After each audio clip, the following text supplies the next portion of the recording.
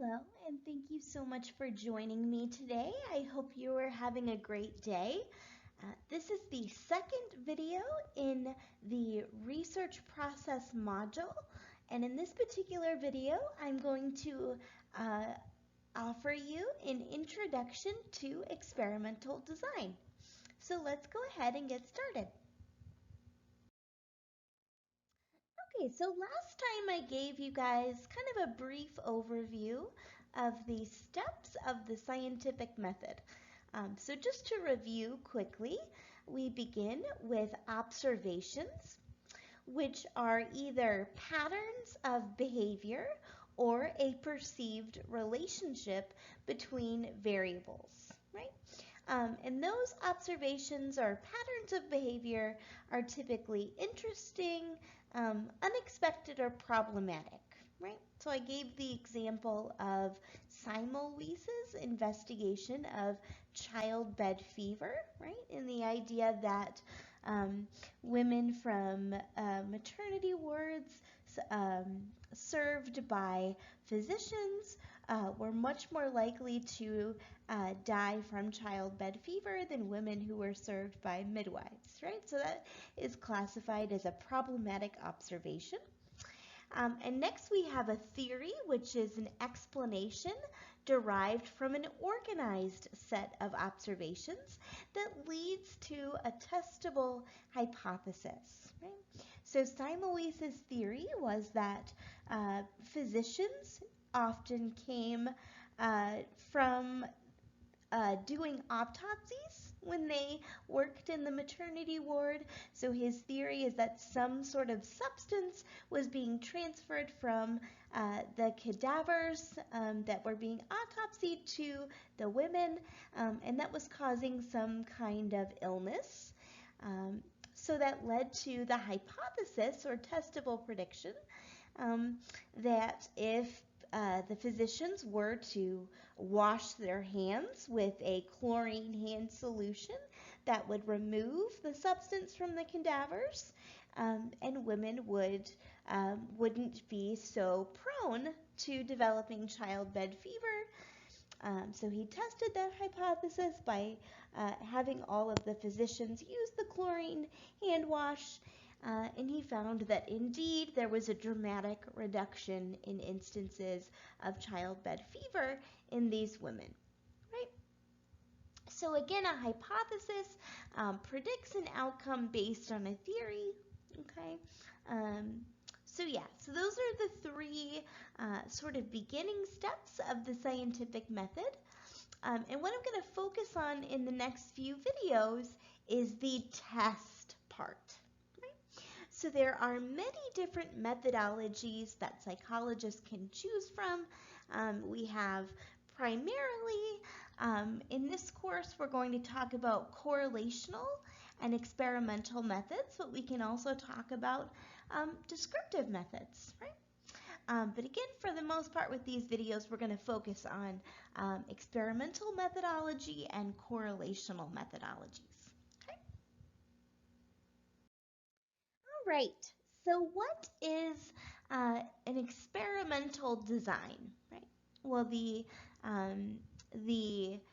discovering the scientist within text, which you may or may not have, defines experimental designs as a research method in which the experimenter controls and manipulates the independent variable, allowing the establishment of cause and effect relationships between the independent and dependent variables, right? But that's kind of a mouthful, right? And that definition assumes or is predicated on the assumption that you know what all of that terminology means, right? So I'm going to go ahead and assume that you might not be familiar, but in actuality you probably are at least somewhat familiar. But let's go through multiple key terms here that are going to be important in understanding that definition. Okay, so first we have variables versus constants, okay?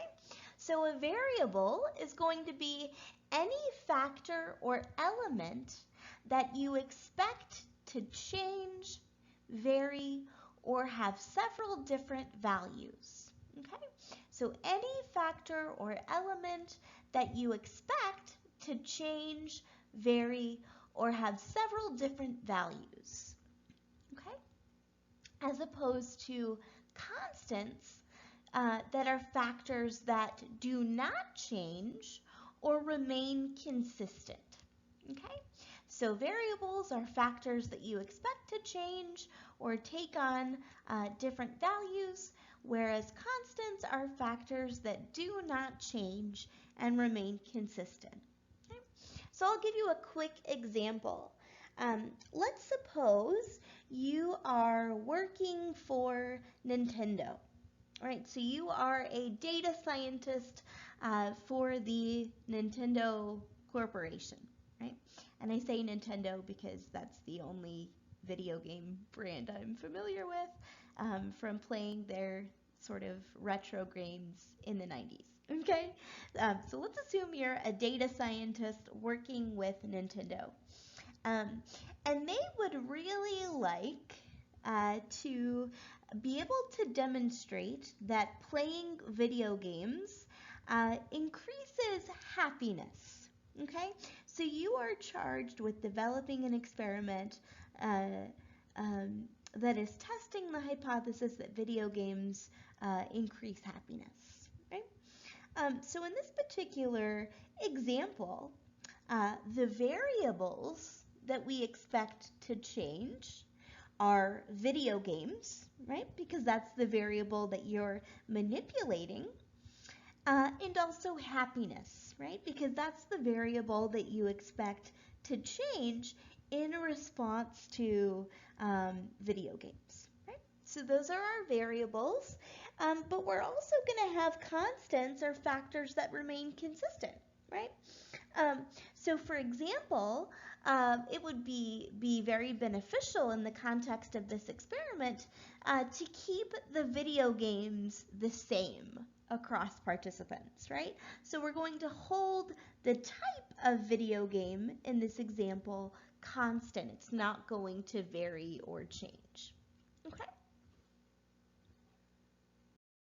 And speaking of variables that change, right, we have the independent variable, right? So the independent variable is the variable that influences or causes change in the dependent variable. Okay? The variable that influences or causes change in the dependent variable.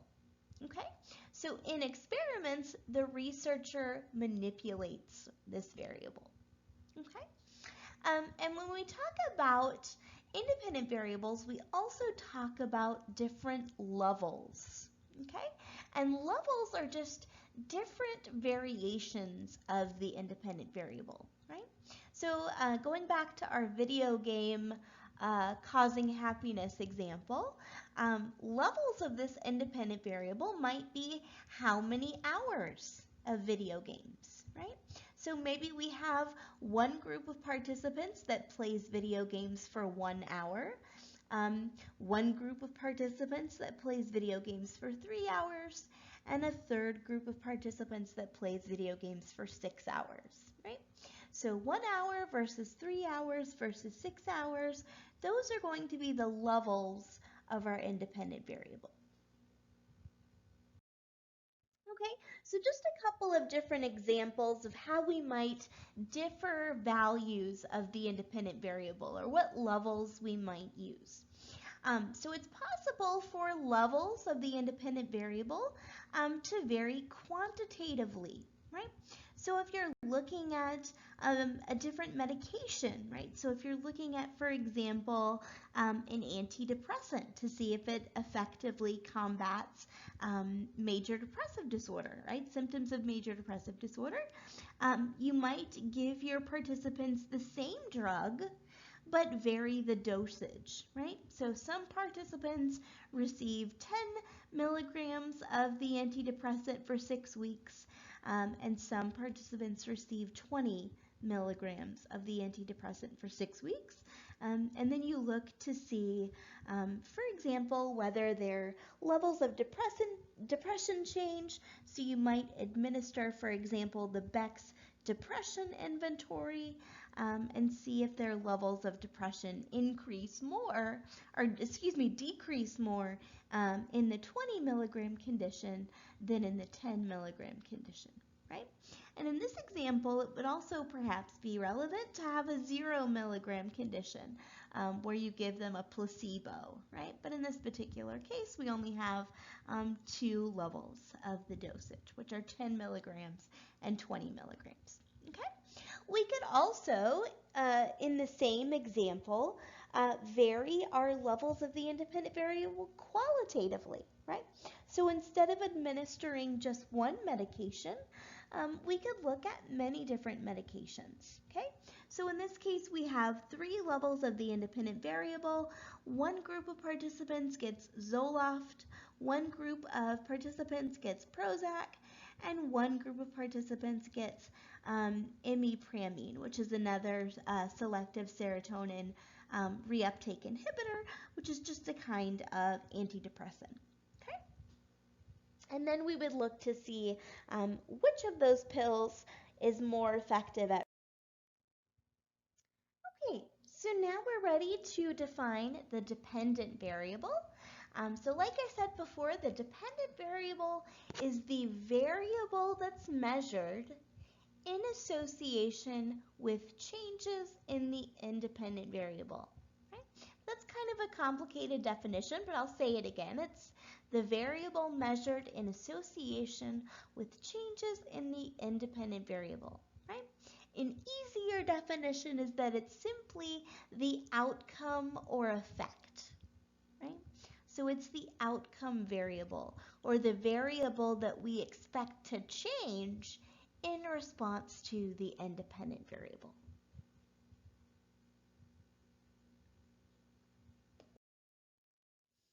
Okay, so our next keyword or important definition here is the distinction between what are called conceptual definitions and operational definitions. Okay, so these definitions are going to be important when we're thinking about both our independent variable and our dependent variable. Okay, so a conceptual definition is simply defining a variable in theoretical terms. Right? So defining a variable in theoretical terms. And an operational definition is going to be determining how you will use variables in your studies for the purposes of replication. Okay, so I'll say it again and then I'll explain it in a little more depth. So operational definitions is simply figuring out how you will use variables in your studies for the purposes of replication. Right? So remember I told you guys that science, as opposed to pseudoscience, is going to be publicly verifiable.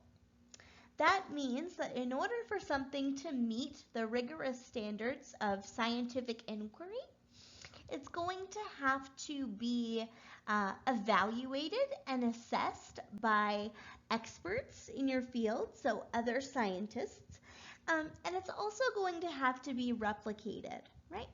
So going back to the video games causing happiness example, let's suppose you do find that people's happiness scores, however those might be defined, are higher in the 6 hours of video games condition than they are in the other 2 conditions, right? That would be compelling evidence that the more you play video games, the happier you are, right? But in order for that to be considered scientific evidence, right, we would have to replicate that experiment or repeat that experiment over and over and over and make sure that we have converging or similar results across the board. Okay? So operational definitions are going to be specific instructions, like a recipe kind of, for individuals who are trying to replicate your study. Okay, so let's look at some examples.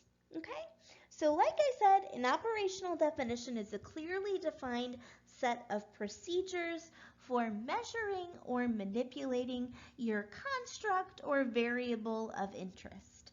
Okay, so the most important aspect of an operational definition is that the procedure is specified precisely enough to allow replication by other scientists. Okay, so let's look at some examples, right?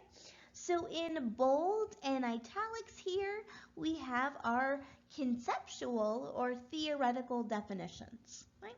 So let's suppose we are interested in measuring, this is our dependent variable, the quality or accuracy of memory. Okay, so that's at a very general theoretical level what we are trying to study. Our operational definition would be the number of words recalled.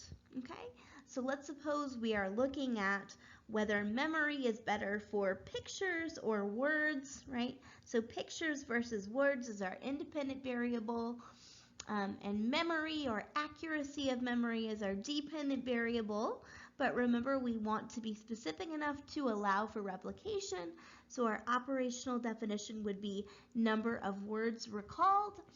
And an even better operational definition would tell you what the total number of words is, right? So if you present participants with 30 words or 30 pictures, then you would say the number of words recalled out of 30, right? And you could even say something like how long participants had to complete your memory assessment. So you could say number of words recalled out of 30 during a 15-minute test or a 10-minute test. Okay? Depression, okay, that is our theoretical or conceptual definition.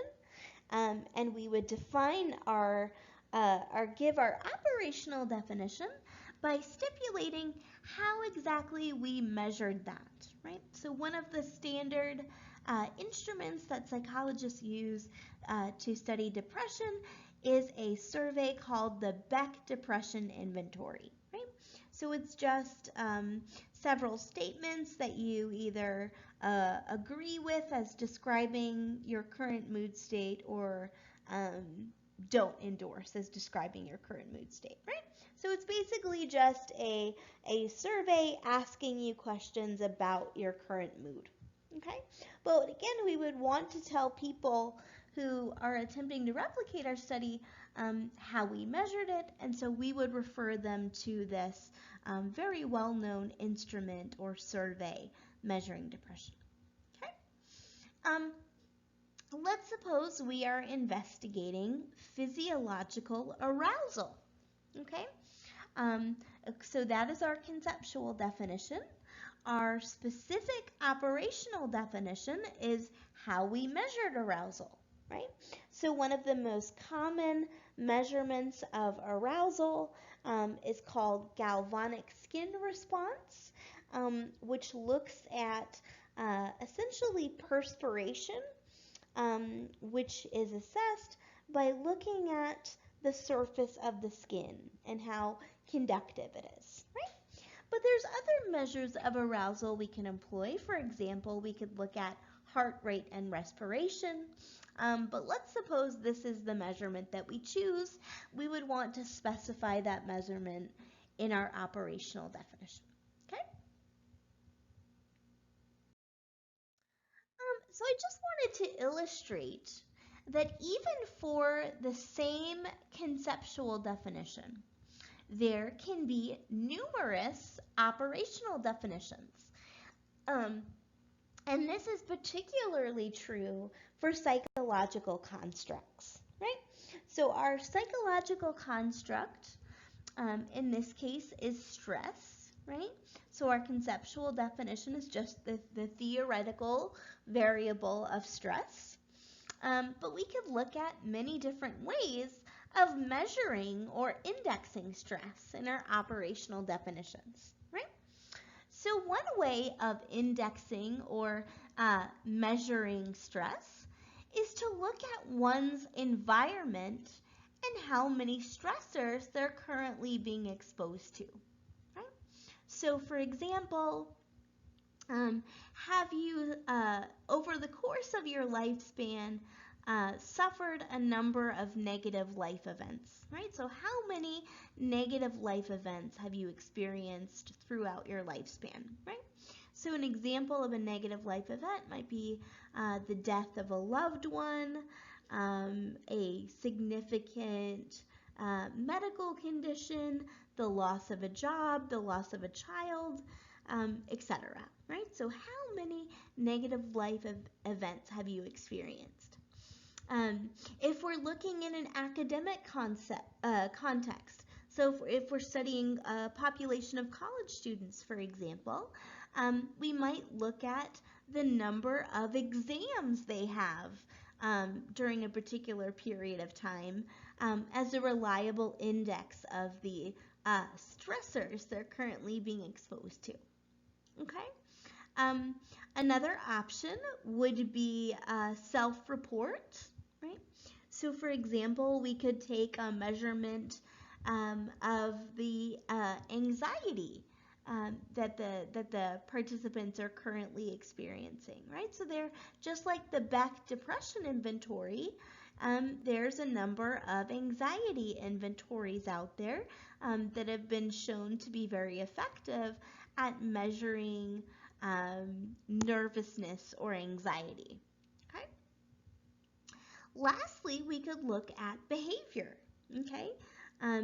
So for example, we could look at how many times someone fidgets per minute as an index of their stress. And we could also look at physiological response, like I was just saying. So we could look at heart rate, respiration, galvanic skin response as a measurement of physiological stress. Okay? So even for one single construct or one single conceptual theoretical definition, we could have numerous operational definitions depending upon the nature of our experiment and what our research question is. Okay, so lastly, perhaps the most difficult concept we will talk about in this video is something called a confounding variable. So what is a confounding variable? A confounding variable is a variable that the researcher unintentionally changes along with the independent variable. Okay? So obviously the researcher is going to manipulate the independent variable on purpose, right, to see its effect on the dependent variable. But sometimes other things in addition to the independent variable fluctuate as well or vary as well. And the reason why this is a bad thing is because if we have the independent variable that changes as well as other random variables that change, right? If the researcher finds a difference in the dependent variable, right, we can't be sure that that difference or change in the dependent variable is due to the variable we manipulated on purpose, which is the independent variable, or the variable that was unintentionally manipulated, which is the confound. Right? So let's go ahead and look at an example. Okay, so let's suppose you are a researcher who wants to determine or wants to answer the question, does breastfeeding children have an impact on their intelligence later in life? So let's just read through this example together. So Dr. Val is interested in investigating whether breastfeeding in infancy has an impact on children's intelligence later in life. He posts flyers inviting parents of newborn infants less than 5 days old to participate in his study at community daycare centers and the Developmental Psychology Institute at the university where he works. So after successfully recruiting parents from both locations, he assigns all of the infants from the community daycare center to the control group and all of the infants from the university to the experimental group. During the first 6 months of life, infants in the control group are exclusively given Enfamil baby formula. Infants in the experimental group are exclusively fed their mother's breast milk. Okay? 6 months later, Dr. Val administers intelligence tests to all of the children in the experimental and control groups. He discovers that intelligence scores are significantly higher in the experimental group than the control group. He concludes that breastfeeding promotes intelligence. All right, so for this example, first we need to operationally define the independent variable, operationally define the dependent variable, and we also need to assess whether Dr. Val's conclusion is appropriate or not. Okay, so go ahead and pause the video and see if you can answer these questions before I go through them with you. Okay, so pause the video and try to come up with these answers for yourself, and I'll wait just a second.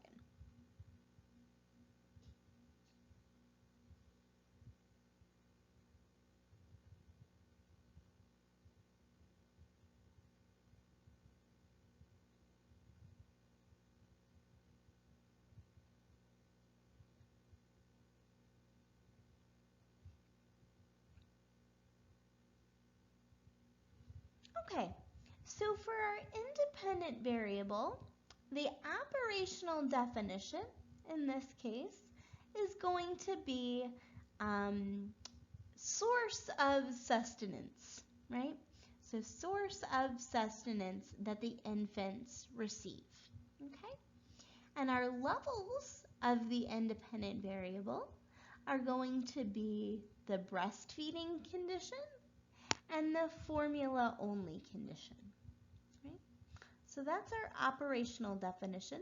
And if we wanted to make it even more specific, right, for the purposes of replication, we would say source of sustenance from 5 days old to 6 months.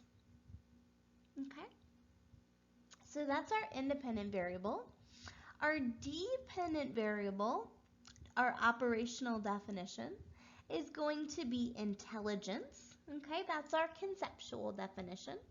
And then if we wanted to be even more specific, okay, we would have to stipulate how intelligence is being measured, right? So a common IQ test or intelligence test that's used with children is the Wechsler intelligence test, right? So our operational definition might be Wechsler score, Wechsler intelligence score on a test administered at age 6. Okay, so that tells the people wanting to replicate this study what test was administered and at what age. Okay, so perhaps the most difficult question to answer is to evaluate whether Dr. Vao's conclusion is appropriate or not. Right? So to do that, I'm going to go ahead and go to the next slide. Okay, so here we have just a sort of graphic organizer here that shows our different levels of the independent variable that I just talked about, right? So I would argue, right, and I'm sure many of you came to this conclusion on your own, that Dr. Vao's conclusion in this case is not appropriate, right? And the primary reason is that we have a confounding variable, right?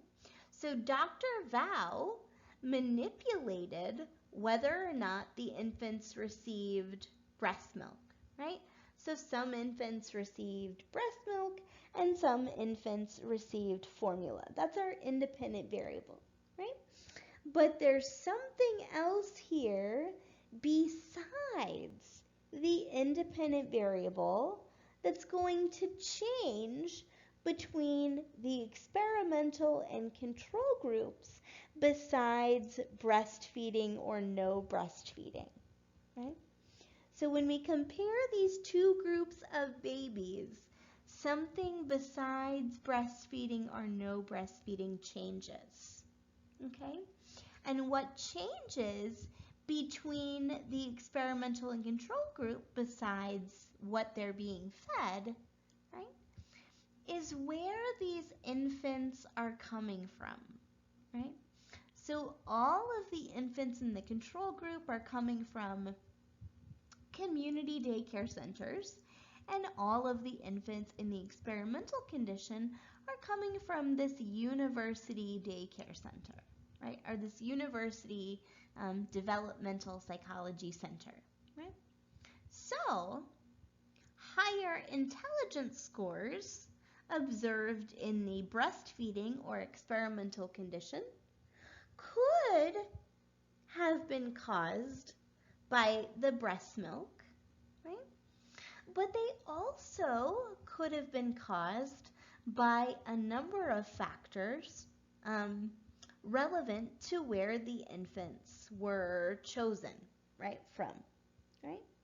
So one explanation for why the babies in the experimental group are more intelligent, right, might be that their parents are more intelligent than the general population, right?